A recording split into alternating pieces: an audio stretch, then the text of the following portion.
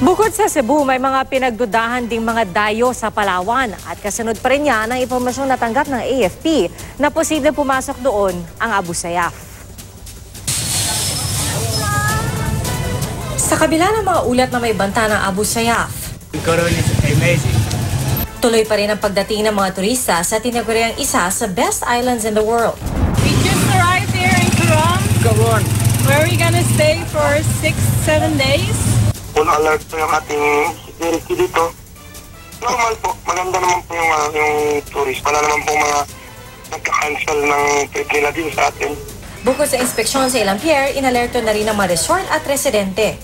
Pinabisuhan po namin lahat ng resort na ipagtingin yung kanilang mga security personnel. Kung mayroon man silang mamataan na suspicious na mga tao doon sa kanilang lugar ay ipagbigay alam po agad. Ang impormasyong natanggap ng AFP Western Command, papunta na raw sa Coron ang mga miyembro ng Abu Sayyaf, pero buong Palawan na naka-heightened alert.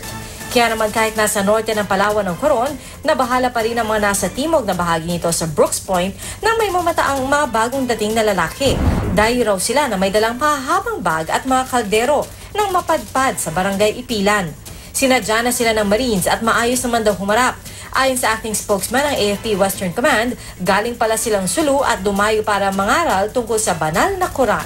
As of now, wala naman po tayong signs o indications na mayroon pong nakarating na mga banditong grupo. Gayunpaman, nanatili po kaming nakahanda.